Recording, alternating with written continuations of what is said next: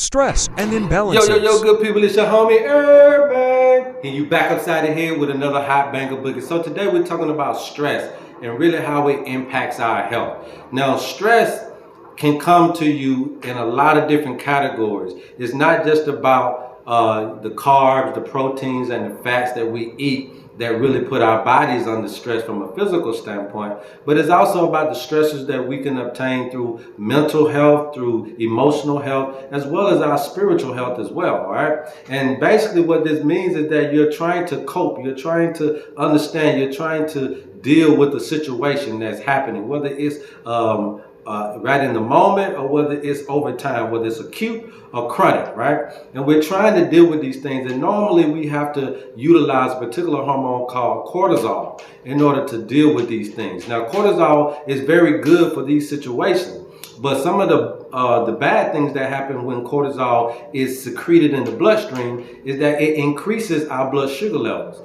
It also increases our blood pressure, but it also decreases our immune system. So it's not good at all to be under chronic stress, whether it's by diet, by mental, by emotional, or spiritual means, okay? It is not good to stay under this particular stressors all day, every day.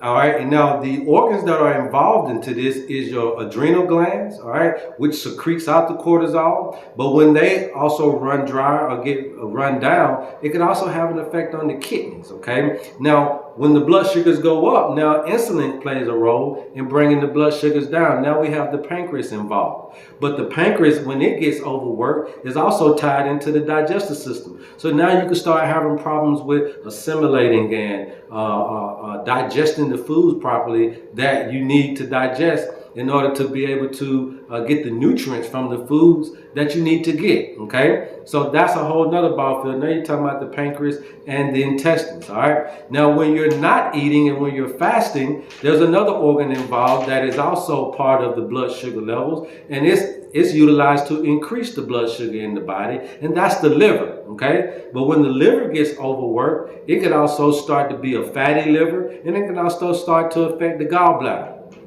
So you have all of these different organs that play a role into the keeping your blood sugars in homeostasis, but you also have these stressors that play a role in keeping these blood sugars out of range.